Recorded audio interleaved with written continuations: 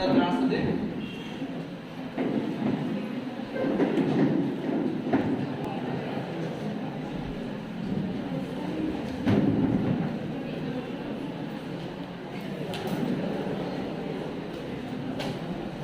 Okay, so ಇವತ್ತಿನ class ಅಲ್ಲಿ ನಾವು ಗಾಂಧಿಯವರನ್ನ ಚರ್ಚೆ ಮಾಡೋಣ. ಇತಿಹಾಸದ ಆಧುನಿಕ ಭಾರತ ಇತಿಹಾಸದ ಒಂದು ಪ್ರಮುಖ ಘಟ್ಟ ಇದು. ಯಾಕಂದ್ರೆ ಇತಿಹಾಸದಲ್ಲಿ ಒಬ್ಬ ವ್ಯಕ್ತಿಯಿಂದ ಗುರುತಿಸ್ತಾ ಇದೆ ಒಂದು ಭಾಗವನ್ನು. ಹೌದಾ? ಸೊ ಗಾಂಧಿ ಬಹಳ ಪ್ರಮುಖ ವ್ಯಕ್ತಿ. ನಮ್ಮ ಬಹಳ ಜನ ದ್ವೇಷ ಮಾಡ್ತಾರೆ ಗಾಂಧಿಗೆ. ದ್ವೇಷ ಮಾಡ್ರಿ, ಪ್ರಜಾಪ್ರಭುತ್ವ ರಾಷ್ಟ್ರದಲ್ಲಿ ನಿಮ್ಮ ಅಭಿಪ್ರಾಯಗಳಿಗೆ ಬೆಲೆ ಇದೆ. ನೀವು ಯಾರನ್ನ ಇಷ್ಟಪಡಬಹುದು, ಯಾರನ್ನ ದ್ವೇಷ ಪಡಬಹುದು, ಅದು ನಿಮ್ಮ ವೈಯಕ್ತಿಕ ವಿಚಾರ. ಆದರೂ ಮುಕ್ತ ಮನಸ್ಸಿನಿಂದ ಕ್ಲಾಸ್ ಕೇಳಿ. ಸ್ವಲ್ಪ ಗಾಂಧಿ ಬಹಳ ಇಂಪಾರ್ಟೆಂಟ್, ಬಹಳ ಅಂದ್ರೆ ಬಹಳ ಇಂಪಾರ್ಟೆಂಟ್. ಪರೀಕ್ಷೆಗಳಲ್ಲಿ ಇವ್ರ ಮೇಲೆ ಜಾಸ್ತಿ ಕ್ವಶನ್ಸ್ ಬರ್ತದೆ. ನೀವು ಕ್ವಶನ್ ಪೇಪರ್ಸ್ ನೋಡಿದ್ರೆ ನಿಮ್ಗೆ ಗೊತ್ತಿರ್ತದೆ. ಸೊ ಜಾಸ್ತಿ ಕ್ವಶನ್ಸ್ ಪೇಪರ್ ಬರುವುದರಿಂದ ಬಹಳ ಇಂಪಾರ್ಟೆಂಟ್. ಈ ಗಾಂಧಿ ಯುಗ 1917ರಿಂದ 1947. ಒಂದು ಆಶ್ಚರ್ಯ, ಗಾಂಧಿ ಯಾಕೆ ಬಹಳ ಪ್ರಮುಖಪ್ಪ ಅಂದ್ರೆ ಪ್ರತಿ ವರ್ಷ ಅಕ್ಟೋಬರ್ 2 ಗಾಂಧಿ ಜಯಂತಿ ಆಚರಿಸ್ತೀವಿ ನಮ್ಮ ದೇಶದಲ್ಲಿ. ಆದರೆ ಜಗತ್ತಿನಾದ್ಯಂತ ಅಂತಾರಾಷ್ಟ್ರೀಯ ಅಹಿಂಸಾ ದಿನವನ್ನಾಗಿ ಆಚರಿಸ್ತೀವಿ. ಅಕ್ಟೋಬರ್ 2 ಅಂತಾರಾಷ್ಟ್ರೀಯ ಅಹಿಂಸಾ ದಿನವನ್ನಾಗಿ ಆಚರಿಸ್ತೀವಿ. ಅದು ಯಾರು ಹುಟ್ಟುಹಬ್ಬ ಅಂದ್ರೆ ಗಾಂಧೀಜಿ ಹುಟ್ಟುಹಬ್ಬ. ವಿಶ್ವಸಂಸ್ಥೆ ಯಾವತ್ತೂ ರಜೆ ಕೊಡಲ್ಲ, ಆದ್ರೆ ಅಕ್ಟೋಬರ್ 2 ಮಾತ್ರ ರಜೆ. ವಿಶ್ವಸಂಸ್ಥೆಗೆ ಯಾವತ್ತೂ ಹಾಲಿಡೇ ಇಲ್ಲ, ಅಕ್ಟೋಬರ್ 2 ಮಾತ್ರ ಹಾಲಿಡೇ. ಯಾಕಂದ್ರೆ ಅದು ಗಾಂಧಿ ಹುಟ್ಟಿದ್ರ. ಇಂಗ್ಲೆಂಡಿನ ಸಂಸತ್ತಿನಲ್ಲಿ, ಇಂಗ್ಲೆಂಡಿನ ಪಾರ್ಲಿಮೆಂಟ್ ಅಲ್ಲಿ ಸ್ಪೀಕರ್ ತಲೆ ಮೇಲೆ ಗಾಂಧಿ ಫೋಟೋ ಇದೆ. ಅವ್ರ ದೇಶದ ಫೋಟೋ ಇಟ್ಕೊಂಡಿಲ್ಲ, ಅವರು ಗಾಂಧಿ ಫೋಟೋ ಇಟ್ಕೊಂಡಿದ್ದಾರೆ. ದೇರ್ ಮಸ್ಟ್ ಬಿ ಸಮಥಿಂಗ್, ಏನೋ ಇರ್ಬೋದಲ್ಲ. ಗಾಂಧಿ ಫೋಟೋ ಇಟ್ಕೊಂಡಿದ್ದಾರೆ ಅಂದ್ರೆ ಯಾಕೆ ಇಟ್ಕೋಬೇಕಾಗಿದ್ರು? ಅವ್ರು ನಮ್ಮ ದೇಶವನ್ನು ಆಳ್ವಿಕೆ ಮಾಡಿದ್ದಾರೆ. ಸೊ ನಮ್ಮ ದೇಶವನ್ನು ಆಳಿದರೆ ಒಬ್ಬ ಗುಲಾಮ ರಾಷ್ಟ್ರದ ನಾಯಕನ ಫೋಟೋ ಇಟ್ಕೊಳ್ಳುವಂಥದ್ದು ಅವ್ರಿಗೆ ಬೇಕಾಗಿತ್ತು. ಈಗ ನಿಮ್ಮ ಮನೆ ಒಬ್ಬ ಒಂದು ಆಳ್ವಾಗ ಕೆಲಸ ಮಾಡ್ತಾರೆ, ನಿಮ್ಮ ಮನೆ ಒಂದು ಆಳ್ವಾಗ ಕೆಲಸ ಮಾಡ್ತಿದ್ದೆ, ಫೋಟೋ ಬಂದ್ರೆ ಮನೆ ಫೋಟೋ ಬಂದ್ರೆ ಹಾಕೋಬೇಕಂದ್ರೆ ಆಳ್ವಾಗ ಏನೋ ಒಂದು ವಿಶೇಷತೆ ಇರಬೇಕು. ಹೀಗಾಗಿ ನಮ್ಮ ಗುಲಾಮ ರಾಷ್ಟ್ರದ ಒಬ್ಬ ನಾಯಕನ ಫೋಟೋ ಅವರು ತಲೆ ಹಾಕೊಂಡಿದ್ದಾರೆ ಇಂಗ್ಲೆಂಡ್ದವರು. ಹೀಗಾಗಿ ಗಾಂಧಿ ಬಹಳ ಇಂಪಾರ್ಟೆಂಟ್, ಗಾಂಧಿ ಬಹಳ ಇಂಪಾರ್ಟೆಂಟ್ ಅಂತ ತಿಳಿಸ್ತಾ ಹೋಗ್ತೀನಿ ಕ್ಲಾಸಲ್ಲಿ, ಎಲ್ಲ ಚರ್ಚೆ ಮಾಡ್ಕೊಂಡು ಹೋಗೋಣ. ಆಮೇಲೆ ಮಾರ್ಟಿನ್ ಲೂಥರ್ ಕಿಂಗ್, ಅಮೆರಿಕದ ಮಾರ್ಟಿನ್ ಲೂಥರ್ ಕಿಂಗ್, ಅವ್ರ ಗುರುಗಳು ಯಾರು? ಗಾಂಧಿ. ನೆಲ್ಸನ್ ಮಂಡೇಲಾ ಗುರುಗಳು ಯಾರು? ಗಾಂಧಿ. ಬರಾಕ್ ಒಬಾಮಾ ಅವ್ರ ಗುರುಗಳು ಯಾರು? ಗಾಂಧಿ. ಸೊ ಹೀಗಾಗಿ ಅಷ್ಟೇ ಅಲ್ಲದೆ ಜಗತ್ತಿನ ಎಲ್ಲಾ ರಾಷ್ಟ್ರಗಳಲ್ಲಿ ಗಾಂಧಿ ಮೂರ್ತಿ ಇದೆ. ಈ ತರ ಇರೋದು ಗಾಂಧಿ ಮಾತ್ರ. ಈಗ ಮಾರ್ಟಿನ್ ಲೂಥರ್ ಕಿಂಗ್ ಅಮೆರಿಕದಲ್ಲಿ ಫೇಮಸ್, ಭಾರತದಲ್ಲ, ಭಾರತದ ಸಂಬಂಧ ಇಲ್ಲ. ನೆಲ್ಸನ್ ಮಂಡೇಲಾ ಆಫ್ರಿಕಾದಲ್ಲಿ ಫೇಮಸ್, ನಮ್ಮ ಸಂಬಂಧ ಇಲ್ಲ. ಆದ್ರೆ ಗಾಂಧಿಯ ಮೂರ್ತಿ ಜಗತ್ತಿನಾದ್ಯಂತ ಎಲ್ಲಾ ರಾಷ್ಟ್ರಗಳಲ್ಲಿದೆ, ಇನ್ಕ್ಲೂಡಿಂಗ್ ಪಾಕಿಸ್ತಾನ. ಸೊ ಹೀಗಾಗಿ ಗಾಂಧಿ ಬಹಳನೇ ಇಂಪಾರ್ಟೆಂಟ್. ಇವತ್ತು ಅವ್ರ ಬಗ್ಗೆ ತಿಳ್ಕೊಳ್ಳೋದು ಒಂದು ಸದಾವಕಾಶ. ನಾನು ಸ್ಟಾರ್ಟ್ ಮಾಡ್ತಾ ಹೋಗ್ತೀನಿ. ಫಸ್ಟ್ ಗಾಂಧಿ ಬಗ್ಗೆ ಒಂದು ಸ್ವಲ್ಪ ಪರಿಚಯ ಮಾಡ್ಕೊಳ್ಳೋಣ. ಗಾಂಧಿ ಪರಿಚಯ.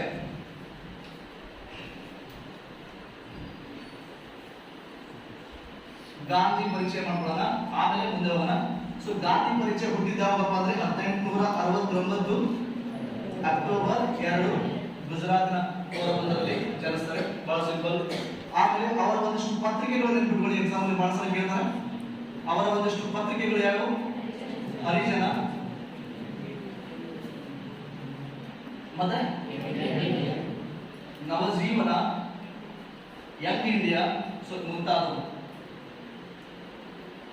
ಇನ್ನೊಂದ್ಸಲ ಹೇಳ್ತೀನಿ ನೋಡಿ, ಹಿಂದೆ ಕೂತಾರೆ ಕಾಣಿಸಲ್ಲ ನಿಮ್ಗೆ. ಅವರ ಒಂದಿಷ್ಟು ಪತ್ರಿಕೆಗಳನ್ನು ನೆನ್ಪಿಟ್ಕೊಳ್ಳಿ. ಹರಿಜನ, ನವಜೀವನ, ಯಂಗ್ ಇಂಡಿಯಾ ಮುಂತಾದವು ಪತ್ರಿಕೆಗಳಲ್ಲಿ ಸಂಪಾದಕರಾಗಿ ಕೆಲಸ ಮಾಡಿದ್ದಾರೆ. ಅವರ ಪುಸ್ತಕಗಳನ್ನು ನೆನ್ಪಿಟ್ಕೊಳ್ಳಿ. ಅವರು ಬರೆದಿರುವಂತಹ ಪುಸ್ತಕಗಳು, ಸೊ ಅವ್ರು ಬರೆದಿರುವಂತಹ ಪುಸ್ತಕಗಳು ಯಾವ್ದಪ್ಪ ಅಂದ್ರೆ ಮೈ experiment with truth. My experiment with truth ಅಂದ್ರೆ ಅವರ ಆತ್ಮಚರಿತ್ರೆ. ಮೈ ಎಕ್ಸ್ಪೆರಿಮೆಂಟ್ ಬರ್ಕೋತೀರಾ? ಹಂಗೆ ನೋಟ್ಸ್ ಮಾಡ್ಕೊಂಡ್ಬಿಟ್ರೆ ನಾವು ಬರ್ಸಲ್ಲ. ಆಮೇಲೆ ಯಾರಿಗಾದ್ರೂ ಬರ್ಕೋಬೇಕಂದ್ರೆ ರನ್ನಿಂಗ್ ನೋಟ್ಸ್, ಮತ್ತೆ ಆಮೇಲೆ ನಾವು ಬರ್ಸಲ್ಲ. ನನ್ನ ಜೊತೆಗೆ ಬರ್ಕೊಂಡು ಹೋಗಿ ನೋಡಿ, ಬಹಳ ಇಂಪಾರ್ಟೆಂಟ್. ಬಹಳಷ್ಟು ಕ್ವಶನ್ಸ್ ಬರ್ತವೆ. ಓಕೆ, ಪುಸ್ತಕಗಳು ಮೈ, ಕನ್ನಡ ಬರ್ತೀವಿ ನೋಡಿ. ಮೈ experiment with truth. My experiment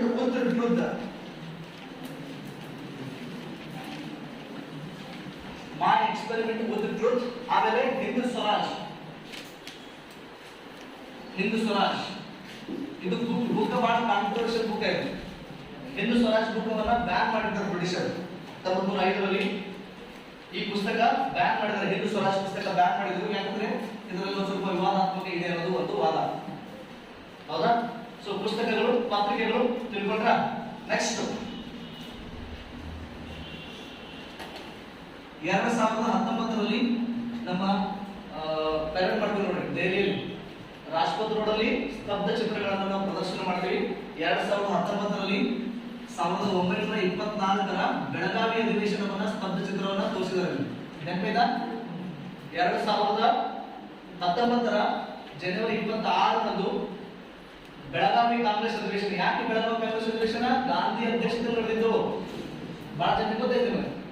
Gandhi ಅಧ್ಯಕ್ಷತೆಯಲ್ಲಿ ಒಂದೇ ಒಂದು ಅಧಿವೇಶನ ನಡೆದಿದೆ, ಅದು ಬೆಳಗಾವಿ ಕಾಂಗ್ರೆಸ್ ಅಧಿವೇಶನ. 39ನೇ ಅಧಿವೇಶನ, ಅದು 39th ಸೆಷನ್.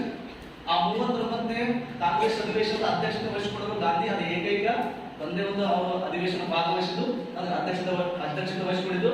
ಅದು 2019ರಲ್ಲಿ ಸ್ತಬ್ಧ ಚಿತ್ರ ತೋರಿಸಿದ್ದಾರೆ. ಹಾಗಾದ್ರೆ 2020ರಲ್ಲಿ ಯಾವ ಸ್ತಬ್ಧ ಚಿತ್ರ ಕರ್ನಾಟಕದಿಂದ ಭಾಗವಹಿಸಿದ್ರಿ? 2021 ಯಾವ? ಹಾಗಾದ್ರೆ 2021 ಯಾವುದು? 2021 ವಿಜಯನಗರ. 2020 ಅನುಭವ ಮಂಟಪ. ಕನ್ಫ್ಯೂಸ್ ಮಾಡ್ಕೋಬೇಡ್ರಿ, ಕರೆಂಟ್ ಅಫೇರ್ಸ್ ಬಹಳ ಇಂಪಾರ್ಟೆಂಟ್. ನಮ್ಮ ರಾಷ್ಟ್ರಪತಿ ರೋಡಲ್ಲಿ ದೆಹಲಿಯಲ್ಲಿ ಸ್ತಬ್ಧ ಚಿತ್ರಗಳು, ಕರ್ನಾಟಕದಿಂದ ಭಾಗವಹಿಸಿದ ಸ್ತಬ್ಧ ಚಿತ್ರ 2020ರಲ್ಲಿ ಅನುಭವ ಮಂಟಪ ಬಸವ ಕಲ್ಯಾಣ. 2020 ವಿಜಯನಗರ ಸಾಮ್ರಾಜ್ಯ, ವಿಜಯನಗರದ ಅದನ್ನ ಸ್ತಬ್ಧ ಚಿತ್ರವನ್ನಾಗಿ ತೋರಿಸಿದ್ರು. ಓಕೆ, ನೆಕ್ಸ್ಟ್ ಇದು ಒಂದಿಷ್ಟು ಗಾಂಧಿ ಬಗ್ಗೆ ಒಂದಿಷ್ಟು ಸಿಂಪಲ್ ಆಗಿ ನಾನು ಪರಿಚಯ ಮಾಡ್ಕೊಂಡಿದ್ದೀನಿ. ಆಮೇಲೆ ಇನ್ನೊಂದು ಸ್ವಲ್ಪ ಏನಪ್ಪ ಅಂದ್ರೆ, ಗಾಂಧಿ 1915ರಲ್ಲಿ 15 ಜನವರಿ 9ರಂದು ಭಾರತಕ್ಕೆ ವಾಪಸ್ ಬರ್ತಾರೆ. ಎಲ್ಲಿಂದ? South Africa. ಹಾಗಿದ್ದರೆ ಸೌತ್ ಆಫ್ರಿಕಾ ಹೋಗಿದ್ದ ಯಾವಾಗಂದ್ರೆ 1893ರಲ್ಲಿ ಅವರು ಸೌತ್ ಆಫ್ರಿಕಾ ಹೋಗ್ತಾರೆ. ಹೋದ್ಮೇಲೆ ಅವ್ರು ವಾಪಸ್ ಬಂದಿದ್ದ ಯಾವಾಗಂದ್ರೆ 1915ರಲ್ಲಿ. ಅಂದ್ರೆ 21 ವರ್ಷಗಳ ಕಾಲ ಸೌತ್ ಆಫ್ರಿಕಾದಲ್ಲಿ, 21 ವರ್ಷಗಳ ಕಾಲ ದಕ್ಷಿಣ ಆಫ್ರಿಕಾದಲ್ಲಿ. ಇದು ಕ್ವಶನ್ ಆಗಿದೆ, ಆಲ್ರೆಡಿ ಕ್ವಶನ್ ಕೇಳಿದ್ದಾರೆ. ಗಾಂಧೀಜಿ ದಕ್ಷಿಣ ಆಫ್ರಿಕಾದಲ್ಲಿ ಎಷ್ಟು ವರ್ಷಗಳ ಕಾಲ ವಾಸ ಮಾಡಿದರು? 21. ಜನವರಿ 9ರಂದು ವಾಪಸ್ ಬರ್ತಾರೆ. ಇದಕ್ಕೆ ನಾವು ಪ್ರತಿ ವರ್ಷ ಏನಂತ ಕರಿತೀವಿ ಅಂದ್ರೆ ಪ್ರವಾಸಿ ಭಾರತೀಯ ದಿವಸ ಅಂತ ಆಚರಿಸ್ತೇವೆ.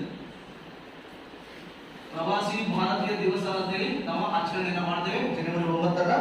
ಬಹಳ ಇಂಪಾರ್ಟೆಂಟ್. ಓಕೆ, ನೆಕ್ಸ್ಟ್ ಗಾಂಧೀಜಿ ಭಾರತಕ್ಕೆ ಬಂದ್ಮೇಲೆ ಇವರ ರಾಜಕೀಯ ಗುರುಗಳಾದ ಗೋಪಾಲಕೃಷ್ಣ ಗೋಖಲೆ ಏನ್ ಮಾಡ್ತಾರಪ್ಪ ಅಂದ್ರೆ ಭೇಟಿ ಆಗ್ತಾರೆ. ಸೊ ಭೇಟಿ ಆದಾಗ ಗಾಂಧಿ ಏನ್ ಹೇಳ್ತಾರೆ ಅಂದ್ರೆ ಭಾರತದ ಪ್ರವಾಸ ಮಾಡಲು ಸೂಚಿಸ್ತಾರೆ. ಇದನ್ನು ಕ್ವಶನ್ ಕೇಳಿದ್ರು. ಯಾವ ಕ್ವಶನ್ ಪೇಪರ್ ನೆನಪಿಲ್ಲ ಸರಿಯಾಗಿ, ಆದ್ರೆ ಆಲ್ರೆಡಿ ಕ್ವಶನ್ ಕೇಳಿದರೆ. ಗಾಂಧಿಗೆ 1 ವರ್ಷಗಳ ಕಾಲ ಭಾರತದ ಪ್ರವಾಸ ಮಾಡಲು ಸೂಚಿಸಿದ ವ್ಯಕ್ತಿ ಯಾರು ಅಂದ್ರೆ ಗೋಪಾಲಕೃಷ್ಣ ಗೋಖಲೆ. ಅದು ಅವರ ರಾಜಕೀಯ ಗುರುಗಳು, ಪೊಲಿಟಿಕಲ್ ಲೀಡರ್, ಪೊಲಿಟಿಕಲ್ ಗುರು. ಕ್ಲಿಯರ್ ಇದೆ?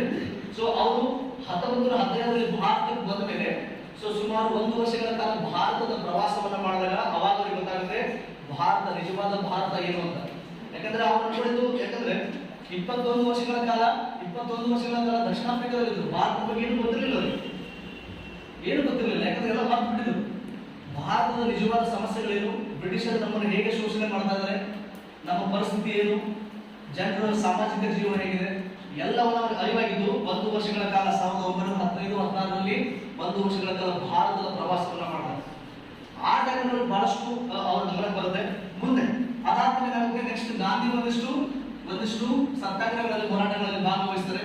ನೆಕ್ಸ್ಟ್ ಗಾಂಧೀಜಿಯ ಮೊದಲ ಚಳುವಳಿ. ನೆಕ್ಸ್ಟ್ ಹೆಡಿಂಗ್ ಗಾಂಧೀಜಿಯ ಮೊದಲ ಚಳುವಳಿಗಳು. ಗಾಂಧೀಜಿಯ ಅರ್ಲಿ ಮೂವ್ಮೆಂಟ್ಸ್ ಅಂತ ಕರೀತೀವಿ. ಅರ್ಲಿ ಮೂವ್ಮೆಂಟ್ಸ್, ಗಾಂಧೀಜಿಯ ಮೊದಲ ಚಳುವಳಿಗಳು. ಗಾಂಧೀಜಿಯ ಮೊದಲ ಚಳುವಳಿಗಳು ನೋಡೋದಾದ್ರೆ, ಫಸ್ಟ್ 1917ರಲ್ಲಿ ಚಂಪಾರಣ್ಯದಲ್ಲಿ ಭಾಗವಹಿಸ್ತಾರೆ. ಚಂಪಾರಣ್ಯ ಸತ್ಯಾಗ್ರಹ 1917ರಲ್ಲಿ ಚಂಪಾರಣ್ಯದಲ್ಲಿ ಭಾಗವಹಿಸ್ತಾರೆ. ಗಾಂಧೀಜಿಯ ಮೊದಲ ಸತ್ಯಾಗ್ರಹ ಭಾರತದಲ್ಲಿ. ಎಕ್ಸಾಮ್ ಕೇಳ್ತಾರೆ, ಭಾರತದಲ್ಲಿ ಗಾಂಧೀಜಿಯ ಮೊದಲ ಸತ್ಯಾಗ್ರಹ ಯಾವುದು? ಚಂಪಾರಣ್ಯ. ಎಲ್ಲಿ ಬರ್ತಿದೆ ಚಂಪಾರಣ್ಯ? ಬಿಹಾರ್ ರಾಜ್ಯದಲ್ಲಿ ಬರುವಂತದ್ದು ಚಂಪಾರಣ್ಯ. ಹಾಗಿದ್ರೆ ಈ ಚಂಪಾರಣ ಸತ್ಯಾಗ್ರಹಕ್ಕೆ ಗಾಂಧಿಯನ್ನ ಆಹ್ವಾನಿಸಿದ್ರೆ ಅಂತ ಕೇಳಿದ ರಾಜ್ಕುಮಾರ್ ಶುಕ್ಲಾ. ರಾಜ್ಕುಮಾರ್ ಶುಕ್ಲಾ ಇವರು ಗಾಂಧಿಯನ್ನ ಆಹ್ವಾನಿಸ್ತಾರೆ. ಈ ಹೋರಾಟದಲ್ಲಿ ಭಾಗವಹಿಸ್ತಾರೆ ಗಾಂಧೀಜಿ. ಚಂಪಾರಣ ಸತ್ಯಾಗ್ರಹ ಇದು ನಮ್ಮ ದೇಶದ ಮೊಟ್ಟ ಮೊದಲ ಕಾನೂನುಬದ್ಧ ಚಳುವಳಿ. ನಮ್ಮ ದೇಶದ ಚಂಪಾರಣ ಸತ್ಯಾಗ್ರಹ ಬಗ್ಗೆ ಮಾತಾಡ್ತಾ ಇದ್ದೀನಿ. ಚಂಪಾರಣ ಸತ್ಯಾಗ್ರಹ ನಮ್ಮ ದೇಶದ ಮೊಟ್ಟ ಮೊದಲ ಕಾನೂನು ಭಂಗ ಚಳುವಳಿ ಅಂತ ಕರೀತೀವಿ. Civil disobedience movement. ಮೊಟ್ಟ ಮೊದಲ ಕಾನೂನು ಭಂಗ ಚಳುವಳಿ ಅಂತ ಕರೀತೀವಿ. ಕಾನೂನು ಭಂಗ ಚಳುವಳಿ, ಸಿವಿಲ್ ಡಿಸೋಬಿಡಿಯನ್ಸ್ ಮೂವ್ಮೆಂಟ್. ಎಕ್ಸಾಂಪಲ್ ಕೇಳಿದ್ರಿಂದ FD ಅಲ್ಲಿ ಬಂದಿದೆ, ನೆಕ್ಸ್ಟ್ KS ಎಕ್ಸಾಮ್ ಅಲ್ಲಿ ಬಂದಿದೆ, ಅಂದ್ರೆ ನೆಕ್ಸ್ಟ್ PCPS ಗ್ಯಾರಂಟಿ ಕ್ವೆಶ್ಚನ್. ಇದು ನಮ್ಮ ದೇಶದ ಮೊಟ್ಟ ಮೊದಲ ಕಾನೂನು ಭಂಗ. ನಾವೇನು ಬಂದಿವಿ ಕಾನೂನು ಭಂಗ ಚಳುವಳಿಯನ್ನು 1990 ಮಾಡಿದ್ದೀವಿ. ಅದಲ್ಲ, ಅದಾದ್ಮೇಲೆ ನಮ್ಮ ದೇಶದ ಮೊಟ್ಟ ಮೊದಲ ಕಾನೂನು ಭಂಗ ಚಳುವಳಿ ಆಗಿದ್ದು ಚಂಪಾರಣ ಸತ್ಯಾಗ್ರಹ. ಹೌದಾ? ಯಾವ ವಿಷಯಕ್ಕೆ ಇಂಡಿಗೋ ಬೆಳೆ ಅಥವಾ ನೀಲಿ ಬೆಳೆ. ಇಂಡಿಗೋ ಬೆಳೆಗೋಸ್ಕರ ಏನು ಇಂಡಿಗೋ ಬೆಳೆ, ನೀಲಿ ಬೆಳೆ ಅಂದ್ರೆ ಏನು ಬರುತ್ತೆ? ಈ ಕ್ವಶನ್ ಬಹಳ ಜನ ಬಿಳಿ ಬಟ್ಟೆ ಹಾಕೋದ್ ಕಡಿಮೆ. ಅವಾಗೆಲ್ಲ ನೀವು ಸಣ್ಣದಾಗ ನೋಡಿದ್ರಿ, ಬಿಳಿ ಬಟ್ಟೆ ಆ ನೀಲಿ ಹಾಕಿ ನೀಲಿ ಹಾಕಿದ್ರು ನೋಡಿ, ಬಕೆಟ್ನಾಗ ಕೊಳಕಲ್ಲ ಬಟ್ಟೆ ಎಲ್ಲ ಹೋದ್ಮೇಲೆ ಬಕೆಟ್ನಾಗ ನೀಲಿ ಹಾಕಿ ಎದ್ದು ತೆಗಿತಿದ್ರಿ. ಈಗ ಹಾಕೊಂಡು ತೆಗಿಡ್ತಿದ್ರು, ಆದ್ರೆ ಕಡಿಮೆ, ಈಗ ಬಹಳ ಕಡಿಮೆ. ಹೌದಾ? ಸೊ ಬಟ್ಟೆಗಳಿಗೆ ಬಣ್ಣ ಹಚ್ಚಲು ಈ ಬೆಳೆ ಬೇಕು. ಬಟ್ಟೆಗಳಿಗೆ ಬಣ್ಣಗೋಸ್ಕರ ಈ ಬೆಳೆ ಅವಶ್ಯಕತೆ ಇತ್ತು, ನೀಲಿ ಬೆಳೆ ಅಥವಾ ಇಂಡಿಗೋ ಬೆಳೆ. ಆ ಸಂದರ್ಭದಲ್ಲಿ ಅಂದ್ರೆ 1917ರ ಸಂದರ್ಭದಲ್ಲಿ ಇಂಗ್ಲೆಂಡಿನಲ್ಲಿ ಕೈಗಾರಿಕೆ ಕ್ರಾಂತಿ ನಡೀತಾ ಇತ್ತು. ಸೊ ಬಹಳಷ್ಟು ಬಟ್ಟೆಗಳ ಉತ್ಪಾದನೆ ಆಗ್ತಿತ್ತು. ಅದಕ್ಕೆ ಬಣ್ಣದ ಅವಶ್ಯಕತೆ ಇತ್ತು, ಕಲರ್ ಅವಶ್ಯಕತೆ ಇತ್ತು. ಹೀಗಾಗಿ ಬ್ರಿಟಿಷರು ಏನ್ ಮಾಡ್ತಿದ್ರು ಅಂದ್ರೆ ನಮ್ಮ ರೈತರ ಮೇಲೆ ಶೋಷಣೆ ಮಾಡ್ತಿದ್ರು. ಕಡ್ಡಾಯವಾಗಿ ಈ ಬೆಳೆನ ಬೆಳಿಬೇಕು ಅಂತ ನಮ್ಮ ಮೇಲೆ ಒತ್ತಾಯ ಆಗ್ತಿದ್ರು. ಎಷ್ಟಪ್ಪ ಅಂದ್ರೆ 320 ಅಂತ ನೋಡಿ. ಇದನ್ನ ಎಕ್ಸಾಂಪಲ್ ಕೇಳಿದ್ರೆ ಆಲ್ರೆಡಿ IAS ಕ್ವಶನ್ ಆಗಿದೆ. ನೆಕ್ಸ್ಟ್ ಮುಂದೆ FDS ಕ್ವಶನ್ ಇದೆ. ಅಂದ್ರೆ ನಿಮ್ಮ ಹತ್ರ 20 ಎಕರೆ ಇದ್ರೆ 3 ಎಕರೆ ಇಂಡಿಗೋ ಬೆಳೆ ಬೆಳಿಲೇಬೇಕು. ನಿಮ್ಮ ಹತ್ರ 20 ಎಕರೆ ಇದ್ರೆ ಅದರಲ್ಲಿ 3 ಎಕರೆ ನೀಲಿ ಬೆಳೆ ಬೆಳಿಲೇಬೇಕು. ಬೆಳೆದಿರೋದ ಬೆಳೆಯಲ್ಲ.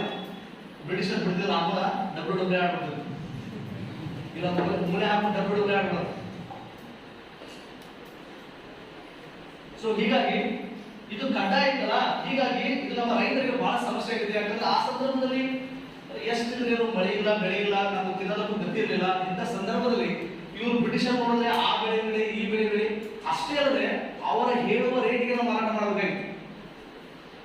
ಅವ್ರು ಎಷ್ಟು ರೇಟ್ ಹೇಳಿದ್ರು ಅದೇ ರೇಟಿಗೆ ಅವರಿಗೆ ಮಾರಾಟ ಮಾಡಬೇಕು. ಡಬಲ್ ಶೋಷಣೆ ಇದೆ, ಡಬಲ್ ಶೋಷಣೆ. ಈಗ ನೀವು ಒಬ್ಬ ಭಿಕ್ಷುಕ ನೀವು ಬಂದು ₹1 ಕೇಳ್ತಾರೆ, ₹1 ₹2 ಕೇಳ್ತಾರೆ, ನೀವು ಕೊಡಲಿಲ್ಲ ಅಂದ್ರೆ ಪರವಾಗಿಲ್ಲ. ನಿಮ್ಮ ಹತ್ರ ಇದ್ರ ಕೊಡ್ರಿ, ಇಲ್ಲ ಅಂತ ಬಿಡ್ರಿ. ಅದು ಕಲ್ತು ಹೊಡಿಬೇಡಿ, ಕಪಾಳ ಹೊಡೆಯೋದು, ಕಲ್ತು ಹೊಡೆಯೋದು. ದಯವಿಟ್ಟು ಡಬಲ್ ಶೋಷಣೆ ಮಾಡಬಾರ್ದು. ಯಾವ ಅವನ ಬಗ್ಗೆ ನಿಮ್ಗೆ ಸರಿಯಾಗಿ ಗೊತ್ತಿಲ್ಲ, ಯಾವ ಕಾರಣಕ್ಕಾಗಿ ಭಿಕ್ಷೆ ಪಡ್ತಾ ಇದ್ರೆ ಯಾರಿಗೂ ಗೊತ್ತು. ಅವನ ಪರಿಸ್ಥಿತಿ ನಿಮ್ಗೆ ಸರಿಯಾಗಿ ಗೊತ್ತಿಲ್ಲ. ಅವನ ಪರಿಸ್ಥಿತಿ ಸರಿಯಾಗಿ ಗೊತ್ತಿಲ್ಲ ಅಂದ್ರೆ ನಿಮ್ ಇದ್ರ ₹1 ಹಾಕ್ರಿ, ಇಲ್ಲ ಅಂದ್ರೆ ಬಿಟ್ಟು ಹೋಗ್ರಿ. ಮತ್ತೆ ಅವ್ನು ಹೊಡೆಯೋದು ಕಲ್ತು ಹೊಡೆಯೋದು ಮಾಡಬಾರ್ದು, ಡಬಲ್ ಶೋಷಣೆ ಮಾಡಬಾರ್ದು. ಸೊ ಹೀಗಾಗಿ ನಮಗೆ 320 ಇಂಡಿಗೋ ಬೆಳೆ ಬೆಳೆಬೇಕಂತೇಳಿ ಬಹಳಷ್ಟು ನಮ್ಮೆಲ್ಲ ಟಾರ್ಚರ್ ಮಾಡ್ತಾ ಇದ್ರು. ಇಂಥ ಸಂದರ್ಭದಲ್ಲಿ ಗಾಂಧಿ ಭಾಗವಹಿಸ್ತಾರೆ. ಈ ಒಂದು ಚಳವಳಿಯಲ್ಲಿ ಗಾಂಧಿ ಭಾಗವಹಿಸಿದಾಗ ಈ ಚಳವಳಿ ಬ್ರಿಟಿಷರು ಏನ್ ಮಾಡ್ತಾರೆ, ಇದನ್ನ ತೆಗೆದು ಬಿಡ್ತಾರೆ. ಅಂದ್ರೆ ಇನ್ಮೇಲೆ ಕಡ್ಡಾಯ ಇಲ್ಲ, ನೀವು ಏನ್ ಬೇಕು ಬೆಳ್ಕೋಬಹುದು ಅಂತ ಬ್ರಿಟಿಷರ್ ಅನೌನ್ಸ್ ಮಾಡ್ತಾರೆ. ಅಂದ್ರೆ ಗಾಂಧಿ ಎಂಟ್ರಿ ಕೊಟ್ಟ ಮೇಲೆ, ಗಾಂಧಿ ಭರ್ಜರಿ ಎಂಟ್ರಿ ಕೊಟ್ಟ ಮೇಲೆ ಇದು ಸಕ್ಸಸ್ ಆಗಿದೆ, ಯಶಸ್ವಿ ಆಗಿದೆ. ಇಲ್ಲಿ ಪ್ರಶ್ನೆ ಬರುತ್ತೆ, ಸರ್ ಗಾಂಧಿ ಎಂಟ್ರಿ ಕೊಡೋಕ್ಕಿಂತ ಮುಂಚೆ ಯಾಕೆ ಯಶಸ್ವಿ ಆಗಲಿಲ್ಲ, ಗಾಂಧಿ ಈ ಒಂದು ಚಳವಳಿಯಲ್ಲಿ ಭಾಗವಹಿಸಿದ್ರೆ ಯಾಕೆ ಸಕ್ಸಸ್ ಆಯಿತು ಅಂತ ಪ್ರಶ್ನೆ ಬರುತ್ತೆ. ಯಾಕೆ ಕಾರಣ ಇದೆ, ಬಹಳ ಪ್ರಬಲವಾದ ಕಾರಣ ಇದೆ. ಏನಂದ್ರೆ ಬ್ರಿಟಿಷರು ಹೊರ ಜಗತ್ತಿಗೆ ಭಾರತದಲ್ಲಿ ಉತ್ತಮ ಆಡಳಿತ ಕೊಡ್ತಾ ಇದೆ ಅಂತ ಸುಳ್ಳು ಹೇಳ್ಕೊಂಡಿದ್ರು. ಬರೀ ಸುಳ್ಳು ಹೇಳೋದು ನೋಡ್ರಿ, ರಾಜಕೀಯ ಮಾಡೋದು ನೋಡ್ರಿ, ಹೇಳೋದು ಮಾಡಲ್ಲ, ಮಾಡಿದ್ರೆ ಹೇಳೋದು. ಏನ್ ಹೇಳ್ತಾರೆ ಮಾಡಲ್ಲ, ಮಾಡಿದ್ರೆ ಹೇಳೋದು, ಎಲ್ಲ ಉಲ್ಟಾ ಪಲ್ಟ. ಬ್ರಿಟಿಷರು ಬರೀ ಸುಳ್ಳು ಹೇಳ್ತಿದ್ರು ಹೊರ ಜಗತ್ತಿಗೆ. ಅಂದ್ರೆ ಆ ಕಡೆ ಯುರೋಪ್ ರಾಷ್ಟ್ರಗಳು, ಅಮೆರಿಕ ರಾಷ್ಟ್ರಗಳು ಎಲ್ಲರೂ ಏನ್ ಹೇಳ್ತಿದ್ರು, ಭಾರತವನ್ನ ಚೆನ್ನಾಗಿ ನೋಡ್ಕೊತಾ ಇದೀವಿ, ಭಾರತೀಯರು ಹುಚ್ಚಿದ್ದಾರೆ, ಅವ್ರ ಶಿಕ್ಷಣ ಇಲ್ಲ, ಏನಿಲ್ಲ, ಅವ್ರಿಗೆ ಒಳ್ಳೆ ಆಡಳಿತ ಕೊಡ್ತಾ ಇದೀವಿ, ಒಳ್ಳೆ ನಾಗರಿಕತೆ ಕಲಿಸ್ಕೊಡ್ತಾ ಇದೀವಿ ಅಂತ ಸುಳ್ಳು ಹೇಳ್ತಿದ್ರು. ಆಗ ನಮ್ಮ ಒಳ ಹಾಕೊಂಡು ಹುಡುಕ್ತಿದ್ರು, ಬಹಳ ಡೇಂಜರ್ ಹುಡುಕ್ತಿದ್ರು. ಫಸ್ಟ್ ಗಾಂಧಿ ಮಾಡಿದ್ರು ಅಂತ ಅವ್ರು ನಮ್ಗೆ ಏನ್ ಹುಡುಕ್ತಿದ್ರು ಬಿಡ್ತಿರಲ್ರಿ ಅದನ್ನ ಹೊರ ಜಗತ್ತಿಗೆ ತೋರಿಸ್ಬೇಕು. ಅದಕ್ಕೆ ಗಾಂಧಿ ಜೊತೆಗೆ ಯಾವಾಗಲೂ ವಿದೇಶಿ ಪತ್ರಕರ್ತರು ನೋಡಿ, ವಿದೇಶಿ ಪತ್ರಕರ್ತರು ಗಾಂಧಿ ಜೊತೆಗೆ ಇರ್ತಿದ್ರು ಯಾವಾಗಲೂ. ಯಾಕೆಂದ್ರೆ ಆ ಸುದ್ದಿಯನ್ನ ಇವರು ಇಲ್ಲಿ ಮಾಡುವ ಶೋಷಣೆಗಳನ್ನ ಹೊರ ಜಗತ್ತಿಗೆ ಪ್ರಿಂಟ್ ಮಾಡಿಸ್ಬಿಡೋರು. ಅವಾಗೆಲ್ಲ ಅಮೆರಿಕದವ್ರು ಅವರೆಲ್ಲ ಇಂಗ್ಲೆಂಡ್ದವ್ರಿಗೆ ಇಂಗ್ಲೆಂಡ್ ಅಂತ ಸುಳ್ಳು ಹೇಳ್ತಾರೆ ಇಂಡಿಯಾದಲ್ಲಿ ಹಾಕೊಂಡು ರುಬ್ಬದಿದ್ರವ್ರಿಗೆ ಈ ತರ ಕಡ್ಡಾಯ ಮಾಡಿದ್ರಿ ನಾವು ಸುಳ್ಳು ಹೇಳ್ರಿ. ಯಾಕೆ ಇಂಡಿಯಾದಾಗ ಸಪೋರ್ಟ್ ಮಾಡೋದು, ಇಂಡಿಯಾದಾಗ ಸಪೋರ್ಟ್ ಮಾಡೋ ವಾದ ಯಾಕೆ ನಿಮಗೆ. ಸೊ ಹೀಗಾಗಿ ಅನಾವಶ್ಯಕವಾಗಿ ಇಂಗ್ಲೆಂಡ್ ಶತ್ರುಗಳು ಜಾಸ್ತಿ ಆಗ್ಬಿಡ್ತಾರೆ. ಆ ಹಿನ್ನೆಲೆಯಲ್ಲಿ ಏನು ಮಾಡಿದವರು ಇನ್ನು ಕೆಲಸ ಆಗಲಿದ್ದಕ್ಕೆ ಪಟ್ಟಂತ ಇಮಿಡಿಯೇಟ್ಲಿ ಈ ಕಾನೂನನ್ನು ರದ್ದು ತೋರಿಸ್ತಾರೆ. ಗಾಂಧಿ ಮಾಡಿದ್ದೇನಪ್ಪ ಅಂದ್ರೆ ಅವರು ಮಾಡುವ ಶೋಷಣೆಗಳನ್ನು ಹೊರ ಜಗತ್ತಿಗೆ ತೋರಿಸ್ಬೇಕು. ಸ್ಮಾರ್ಟ್ ಗಾಂಧಿ ಮಾಡ ಚೆಸ್ ಪ್ಲೇಯರ್, ಬಹಳ ಚೆಸ್ ಪ್ಲೇಯರ್, ಎಂತ ವಿಶ್ವನಾಥ ಆನಂದರು ಸೋಲಿಸಿದ್ರು. ಅದರ ಅರ್ಥ ರಾಜಕೀಯ ಚೆಸ್ ಪ್ಲೇಯರ್ ಅನಾಹುತ. ಸೊ ಹೀಗಾಗಿ ಇದು ಸಕ್ಸಸ್ಫುಲ್ ಆಗುತ್ತೆ. ಚಂಪಾರಣ ಸತ್ಯಾಗ್ರಹ ಸಕ್ಸಸ್ಫುಲ್ ಆಗುತ್ತೆ. ಅವ್ರು ಎಂಟ್ರಿ ಕೊಡ್ತಾರೆ. ನೆಕ್ಸ್ಟ್ ಅವ್ರು ಎರಡನೇ ಸತ್ಯಾಗ್ರಹ ಭಾಗವಹಿಸಿದ ಯಾವುದು?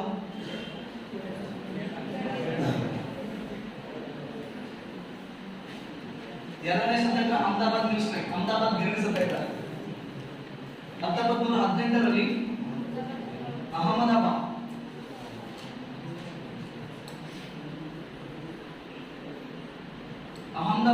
ಗಿರಣಿ ಸತ್ಯಾಗ್ರಹ ನೋಡಿ.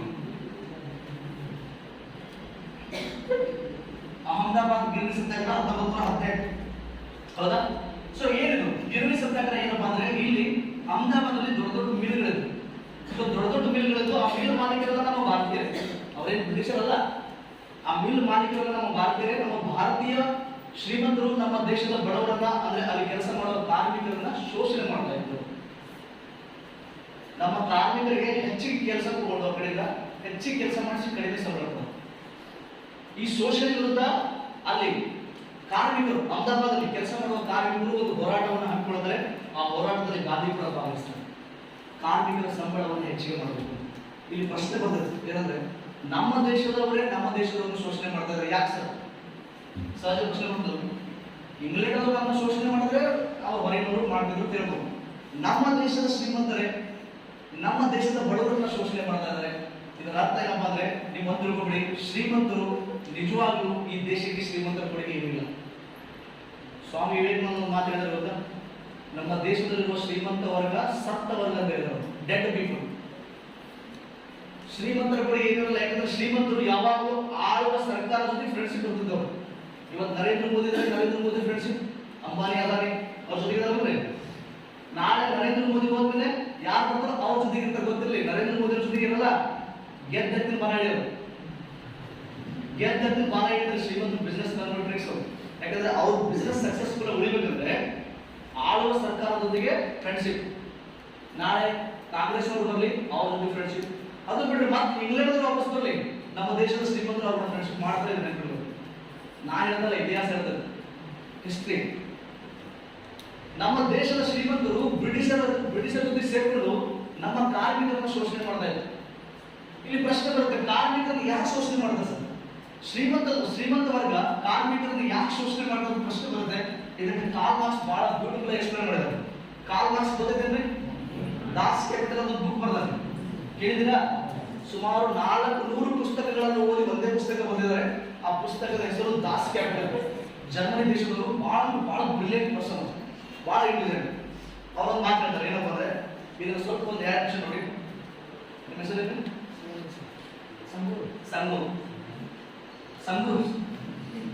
ಸಂಘದೊಂದು ಮೊಬೈಲ್ ಕಂಪ್ನಿ ಇದೆ. ನಿಮ್ಮ ಹೆಸರು? ಸಹಾಯಪಡೋದೊಂದು ಮೊಬೈಲ್ ಕಂಪ್ನಿ ಇದೆ. ಇಬ್ಬರದ್ದು ಒಂದು ಮೊಬೈಲ್ ಕಂಪ್ನಿ ಇದೆ. ಇವರು ದೊಡ್ಡ ಶ್ರೀಮಂತ ಬಿಸ್ನೆಸ್ ಮ್ಯಾನ್, ಇವರು ಬಿಸ್ನೆಸ್ ಮ್ಯಾನ್. ಕಂಗ್ರಾಟ್ಸ್.